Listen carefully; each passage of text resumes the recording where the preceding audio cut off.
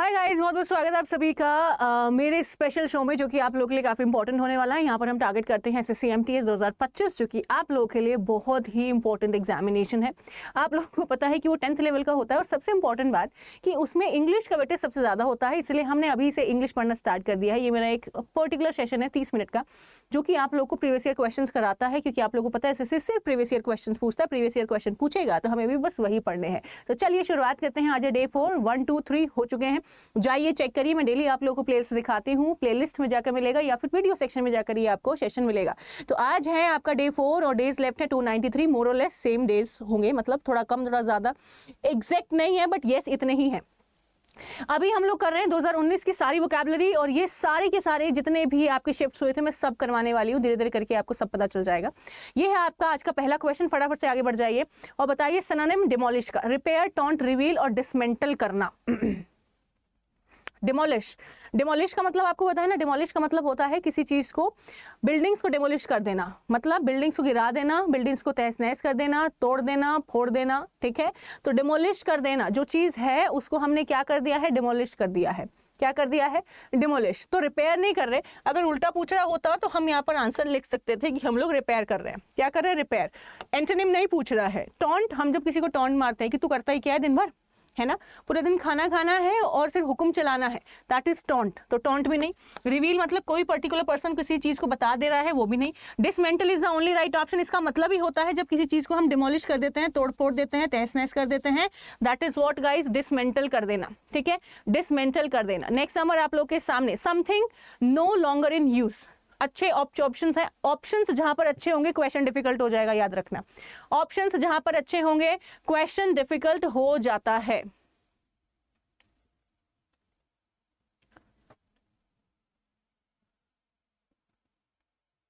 Something no longer in use. बहुत सारे बच्चों के आंसर्स आने चाहिए। मैं चाहती हूं कि ये सेशन आप लोगों को बहुत इंटरेस्टिंग और बहुत अच्छा लगे, क्योंकि ये स्पेसिफिकली डिजाइन किया गया है कि आप लोगों को बहुत अच्छा लगना चाहिए ये। ठीक है, अब अगर यहाँ पर मैं बात करूं something no longer in use, इसका मतलब क्या है कि कोई चीज जो कि अभी आपके काम की नहीं है। ऑब्ड्यूरेट एक अच्छा वर्ड है। इसका मतलब होता है एक ऐसा पर्सन जो कि जिद्दी है, स्टबर्न है। कैसा है गाइस, एक ऐसा पर्सन जो कि स्टबर्न है, जिद्दी है, जो कि अपने एक्शंस चेंज नहीं करता, है ना, जो कि अपने एक्शंस क्या नहीं करता, चेंज नहीं करता है, जिद्दी इंसान है। जैसे आपने बहुत लोग देखे होंगे, बहुत लोग जिद्दी होते हैं, अपनी बात को हमेशा ऊपर रखते हैं और कभी भी पर्टिकुलर पर्सन की बात को सही नहीं मानते, तो वो जिद्दी लोग होते हैं, उनको बोलते हैं ऑब्ड्यूरेट। ऑडियस का मतलब होता है एक ऐसी चीज जो कि आपको बहुत खराब लगे, वेरी अनप्लेजेंट, है ना। अच्छे वर्ड्स हैं, याद रखना, सारे वर्ड्स पढ़ना इंपॉर्टेंट है। Obsolete is the only right option. कोई चीज जो पुरानी हो जाती है, नॉट इन ट्रेंड, उसको हम ऑब्सोलीट बोलते हैं। ऑमिनस का मतलब होता है एक ऐसा पर्सन या फिर कोई ऐसी चीज जो कि हम जिसको लेकर वरिड होते हैं, चिंतित होते हैं कि आगे जो है क्या होगा उस पर्टिकुलर चीज को लेकर, तो हम उसको बोलते हैं वो ऑमिनस है।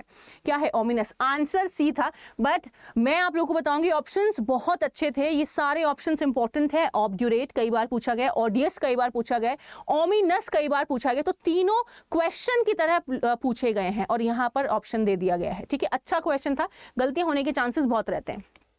चलिए जी, next number question. It is quite tough, है ना, ये काफी टफ है। To dash which candidate will will the presidential elections, कि कौन सा बंदा जीतेगा इलेक्शंस को। ये काफी टफ है। प्रिटेंड करना, इलेक्ट करना, प्रेडिक्ट करना या फिर आर्ग्यू करना। आपके आंसर्स जल्दी से आने चाहिए, जल्दी से आंसर आने चाहिए। प्रिटेंड करना मतलब शो करना किसी चीज को। क्या कर दिया हमने, शो कर दिया, दिखावा करना, दिखावा कर दिया। प्रिटेंड कर रहे हैं, वो है नहीं जो दिखा रहे हैं। ठीक है। इलेक्ट मतलब चुनाव होता है, कि चुनाव कर दिया किसी का। प्रेडिक्ट मतलब ये प्रेडिक्ट करना, ये अनुमान लगाना, अनुमान लगाना कौन जीतेगा, मैं बोलूं वो जीतेगा, मैं बोलूं वो जीतेगा, है ना। आर्ग्यू मतलब बहस करना, आर्ग्यू मतलब गाइस बहस करना।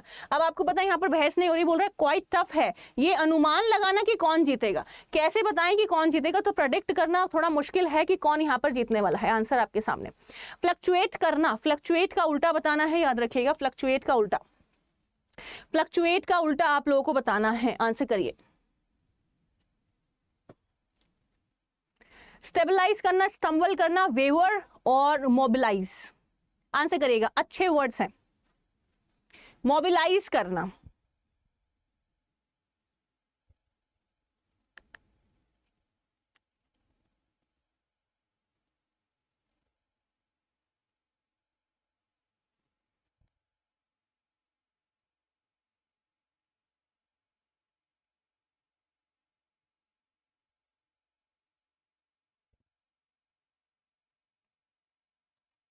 फ्लक्चुएट का मतलब क्या होता है, जैसे हम बोल रहे हो कि लाइट ना फ्लक्चुएट कभी कर रही है, कभी आ रही है कभी जा रही है, कभी आ रही है कभी जा रही है, कभी आ रही है कभी जा रही है, कभी आ रही है कभी जा रही है, ऑन एंड ऑफ कोई चीज चलती है ना। यहाँ पर स्टेबलाइज हो सकता है बट हम आगे नहीं चले। मोबिलाइज का मतलब होता है बहुत सारे लोगों को, बहुत सारी चीजों को एक जगह इकट्ठा करना, गैदर करना मतलब हो सकता है इसका, है ना, गैदर करना, ठीक है। वेवर कौन होता है?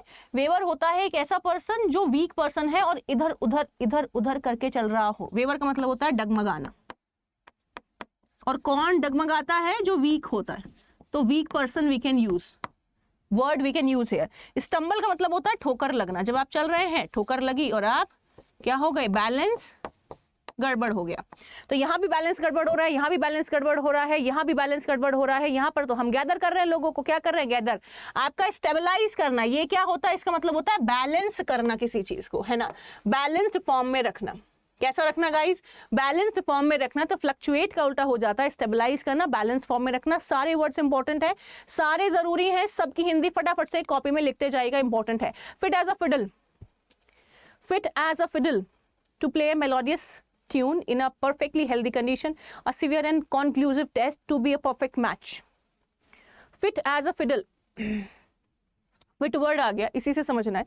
वैसे तो ईडम फ्रेज जो बोलता है उसको हमें कभी लेकर नहीं चलना होता है, बट यस अगर वो बोल रहा है तो कभी कभी रेयरेस्ट चांसेस होते हैं कि जो बोल रहा होता है वही हमें करना होता है। इस केस में ये वाला काम करेगा, फिट एज अ फिडल, है ना।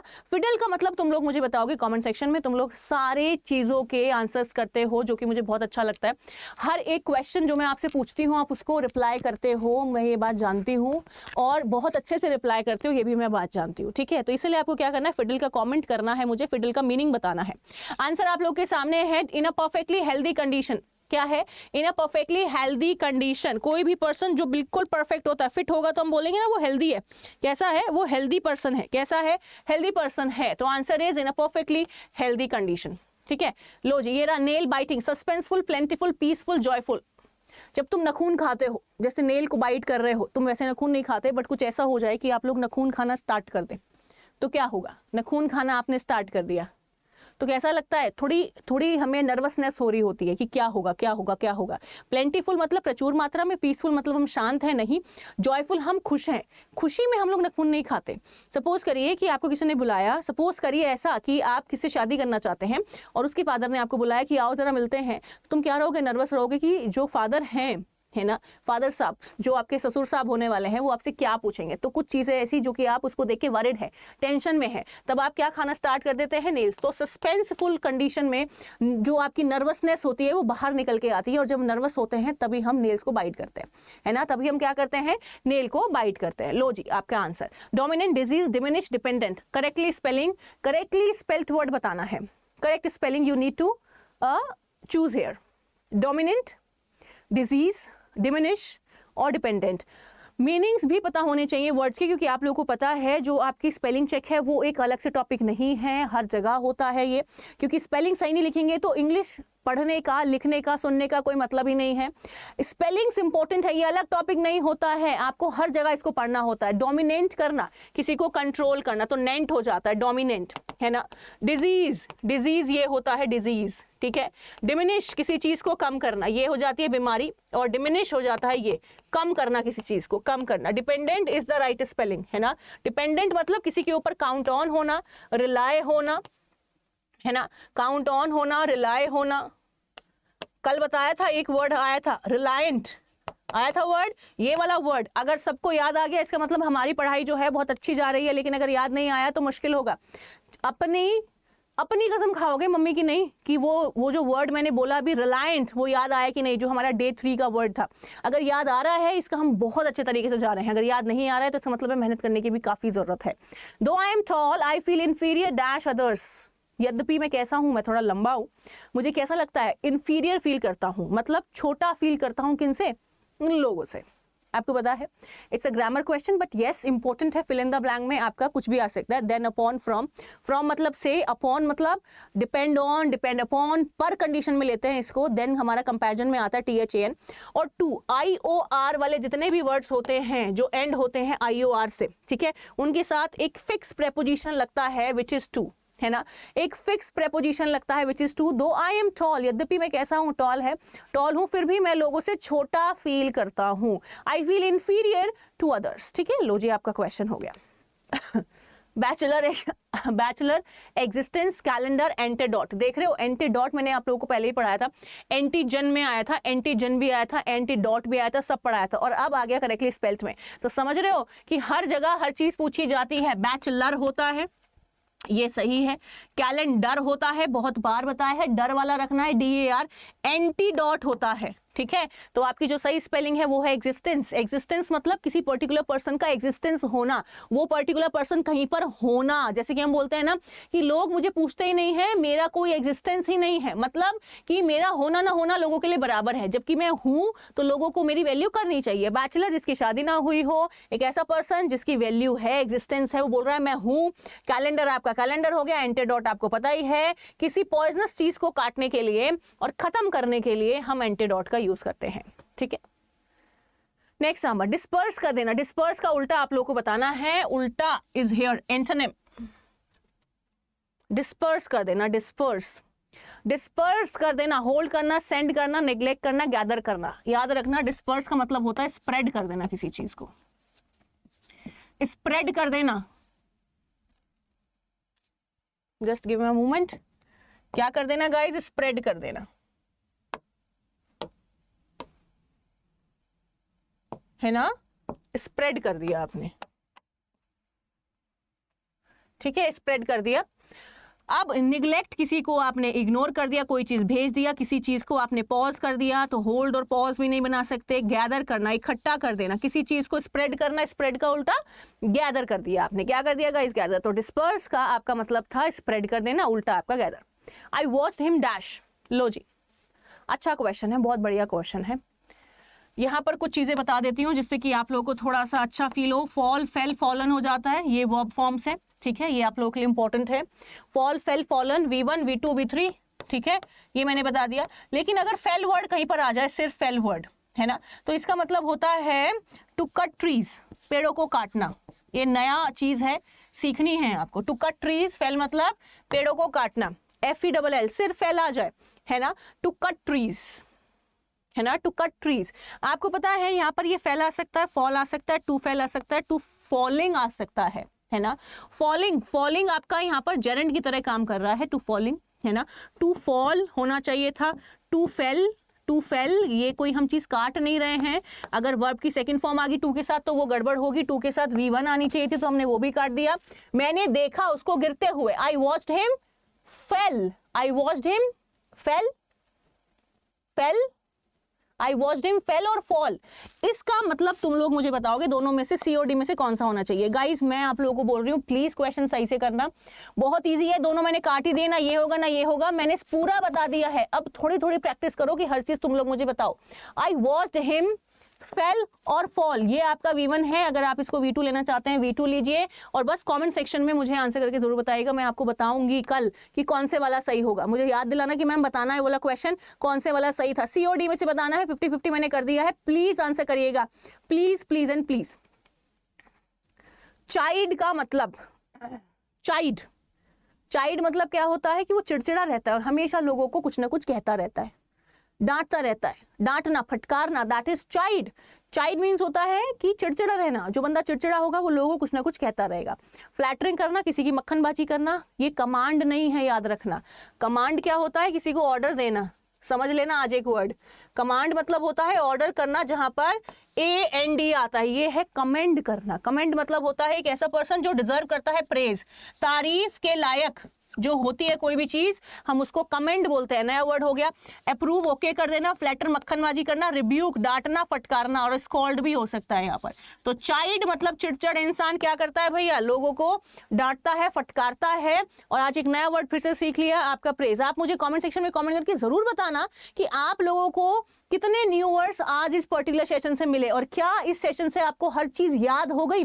Something which leads to death. Trial, trial basis पे है, ट्रायल बेसिस, ट्रायल कर रहे हैं means we are just checking on the things, है ना, हम क्या कर रहे हैं, checking on the things, check कर रहे हैं, ट्रायल बेसिस पे हम वापस भी कर सकते हैं। पीनल कोड आईपीसी के तहत आपको सजाए मौत दी जाती है, आईपीसी के तहत आपको सजाए मौत दी जाती है। पीनल कोड एक कोई ऐसा एक्ट जो कि पनिशमेंट से कनेक्टेड होता है, connected with punishment.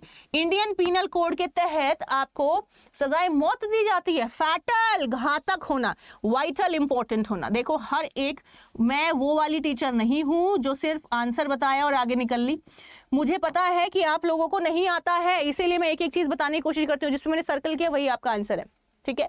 Next number for you everyone, the businessman has dash connection in the industry, receptive, respectable, that is respective, that is respectable, receptive और रेस्पॉन्सिबल। आंसर करिएगा।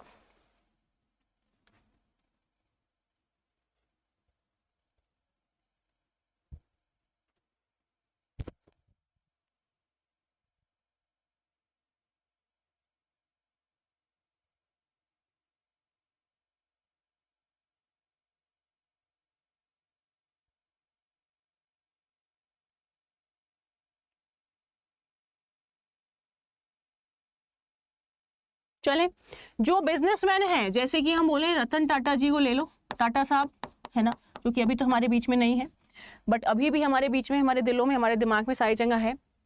रेस्पॉन्सिबल है वो connections के लिए, receptive nature होता है लोगों का। जैसे कि मैं बोलूं कि यार मैं तुम लोगों की टीचर तो हूं, लेकिन मैं एकदम ओपन हूं, विलिंग हूं कि तुम मुझे कोई सजेशंस दो, तो मैं उन पर्टिकुलर जो आप मुझे दे रहे हो सजेशंस, उनको मानूंगी। मतलब एक ऐसा पर्सन जो इजीली किसी के भी सजेशंस पे काम करता है, विलिंग होता है एक्ट करने के लिए किसी के भी सजेशंस पे, वो होता है रिसेप्टिव पर्सन। जैसे मैं बोलूं मैं एक रिसेप्टिव पर्सन हूं, कोई भी मुझे कोई बात के लिए करता है सजेस्ट, तो मैं उस पर ध्यान देती हूँ। रेस्पेक्टेबल, वो कैसे है, रेस्पेक्टेबल थे, रेस्पेक्टिवली से इसको ध्यान देना। रेस्पेक्टिवली का मतलब होता है अलग अलग, सेपरेटली, अलग अलग, सेपरेटली, सेपरेट तरीके से, सेपरेटली, है ना, अलग अलग तरीके से। कैसा guys, separately. The businessman has respective connections, respectable connections, receptive connections और रेस्पॉन्सिबल कनेक्शंस। जो स्मार्ट है उसको पता चल गया ना तो सी हो सकता ना तो डी हो सकता। अब रेस्पेक्टिव होगा, अलग अलग कनेक्शंस हैं उसके, या फिर रेस्पेक्टेबल कनेक्शंस हैं। मतलब अगर वो एक बिजनेसमैन है, एक अच्छा खासा बिजनेसमैन है, तो उसके भी रेस्पेक्टेबल कनेक्शंस होंगे ही होंगे, ठीक है। तो ये था आपका आज का सेशन। मुझे बताइएगा आप लोगों को कैसा लगा। सारी वोकैबुलरी मैंने आप लोगों को यहाँ पर करवा दी है। अब हम देखेंगे कि आज हमने कौन से पर्टिकुलर डे का पूरा सेशन ये किया है। आपको पता है ये एरर का क्वेश्चन है, ये भी इस पर्टिकुलर शिफ्ट का ये एरर का क्वेश्चन है, ठीक है। क्योंकि मैं हर एक क्वेश्चन बनाती हूँ और आपको अभी फिलहाल मैं वोकैबुलरी करा रही हूँ, और ये भी मैं आपको बाद में कराऊंगी। एक दिन पूरा वोकैबुलरी करा दूंगी, मतलब वोकैबुलरी के साथ साथ पूरा ग्रामर। और ये रहा इसका क्लोज टेस्ट, क्योंकि आपको पता है क्लोज टेस्ट भी 5 क्वेश्चंस आएंगे ही आएंगे, ठीक है। आज हम देखने वाले हैं कि आज हमने कौन सा पर्टिकुलर सेट किया है। SSC MTS 2 अगस्त 2019 शिफ्ट 3 का हमने पूरा का पूरा सेट कर लिया। मतलब 1 2 3 हम लोग कर चुके हैं, 4 हो गए हैं, 3 हो गए हैं, 1 2 3, और 8 अगस्त का पहले दिन हमने सेट किया था। आप जाके चेक करना, मैंने वहां भी दिखाया। तो guys thank you for watching, stay tune with me. और आप लोग चैनल सब्सक्राइब करना बिल्कुल ना भूलें, अगर आपने अभी तक नहीं किया है तो बहुत जरूरी है आप सबके लिए। Thank you so much guys, take care and bye bye. खुश रहें, मजे में रहें, पढ़ते रहें। Thank you.